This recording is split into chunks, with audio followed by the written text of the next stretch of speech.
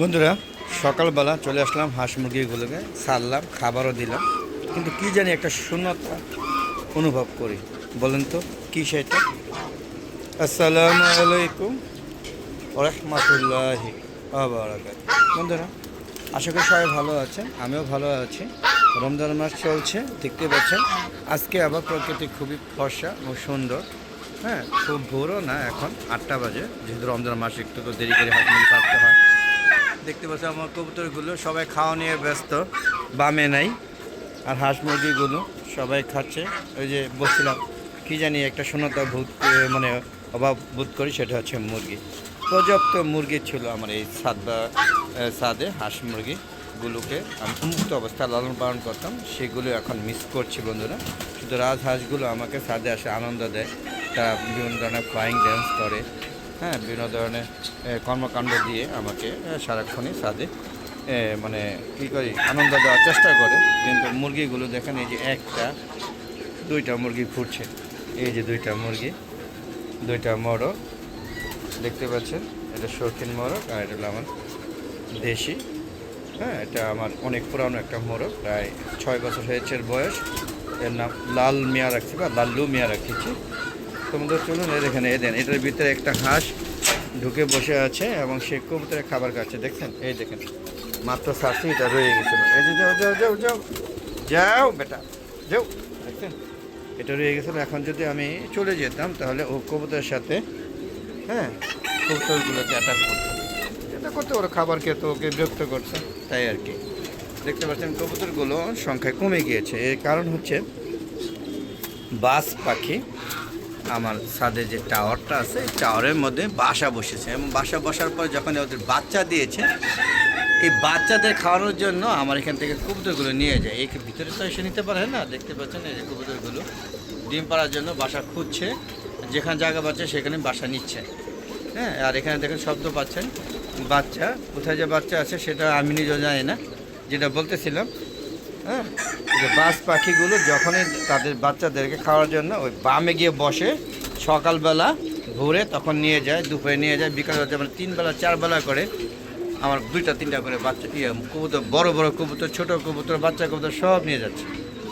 এখন ওদেরকে আমি ক্ষতিও করতে পারতেছি না, কারণ বাজ পাখি আসলে এইগুলো প্রকৃতির ভারসাম্য বজায় রাখে। আমার দেশে 3টা মুরগি আছে, এগুলো সুস্থ আছে, কিন্তু এগুলো ডিম পারে না। আর যদিও ডিম পারে, তারা নিজেরা খেয়ে ফেলে। তো ওদেরকে উন্মুক্ত করতে পারছি না। রমজান মাস শেষ হয়ে গেলে তখন এগুলোকে ছেড়ে দেবো। এখন ওদেরকে নতুন অবস্থা ছাড়লে একটু বিরক্ত বোধ করবে, যার কারণে এখানে রেখে দিয়েছে। আর ওখানে একটা মোরগ আর একটা হলুদ মুরগি, যেটা নিয়ে বলে লাইট ব্রাহ্মা ছিল 12টা, সেটি মারা যাওয়ার পরে ওই একটা বেঁচে আছে।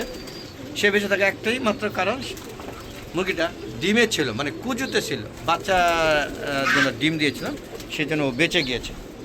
কুজো মুরগির রোগবালাই কম হয়, আর যেগুলো ডিম পাড়া মুরগি সেগুলো অ্যাটাক করে বসে। তো বন্ধুর জন্য এখান থেকে বের হয়ে যায়। আকাশটা কেমন যেন হঠাৎ করে মেঘল হয়ে যাচ্ছে। দেখেন আমার সাদা চেনা হাঁসগুলো এখানে যে বিভিন্ন ধরনের ময়লা পানি খাচ্ছে।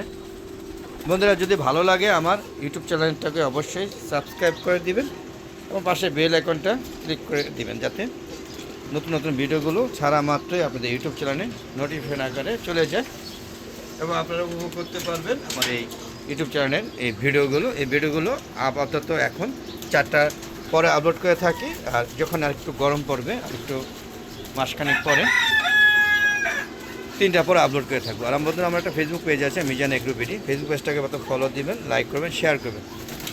তারপর সম্পূর্ণ ভিডিও দেখে সুন্দর সুন্দর মতামত দিবেন। আর বন্ধুরা, যদি ভালো লাগে তাহলে অবশ্যই সুন্দর সুন্দর কমেন্ট করবেন। আর আপনাদের প্রতিটা কমেন্ট আমি মনোযোগ সহকারে জবাব দিয়ে থাকি, এবং মনোযোগ সহকারে পড়ে তারপর জবাব দিয়ে থাকি। তো বন্ধুরা, এই ছিল আজকে ছাদের কর্মকাণ্ড। দেখতেই পাচ্ছেন যে মোরগ মুরগির অবস্থা খুব একটা ভালো না, তবে চেষ্টা করছে আবার এগুলোকে, হ্যাঁ, মানে ভরে দিতে, যাতে মুরগি আবার আনবো। ওই যে একটা ভিডিওতে বলেছিলাম, নারা নাকি বেরোতলে একবার যা আমি বেহায়া বারবার মুরগি হাটে চলে যাই, এবং মুরগিগুলো যেখানে মুরগি পাই ভালো, যেখানে পছন্দ হয় নিয়ে এসে আবার লালন পালন করি। যদিও প্রত্যেক বছর মরকে আমার সব ধ্বংস করে দিয়েছে। যাক, ইতিহাস আর নিব না, আগে ভিডিওগুলো দেখবেন যে কী সুন্দর ছাদ ভরে যেত মুরগিতে। হ্যাঁ, দরজাটা খোলার সাথে সাথে টার্কি মুরগি, টিটি মুরগি সোনালী মুরগি, মিশরি ফার্মি মুরগি, সব ধরনের মুরগি দৌড়িয়ে আসতো। আর শেডের ভিতরে ছিল কলিমান লাইট ব্রাহ্মা, মানে যত রকমের শৌখিন মোরগ মুরগি আছে সবই ছিল। এখন নাম বলতে বলতে করানো হওয়ার দরকার নেই। তো বন্ধুরা, ওরা খাওয়া দাওয়া করুক, আমি বিদায় নিচ্ছি এই আজকে সকালবেলা ভিডিও থেকে। সবাই ভালো থাকবেন, সুস্থ থাকবেন আর নিরাপদে থাকবেন। আর ভালো লাগলে আমার ভিডিওগুলো শেয়ার করে সবাইকে দেখার সুযোগ করে দেবেন। তো আবার দেখা হবে নতুন কোনো পর্ব নিয়ে, নতুন ভিডিও নিয়ে। ততক্ষণে আমার হালো দেখো চ্যানেল পাশে থাকবেন।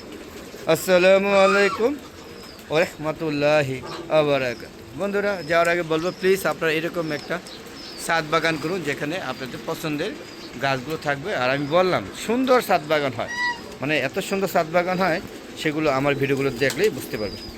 তো বিদায়, খোদা হাফেজ।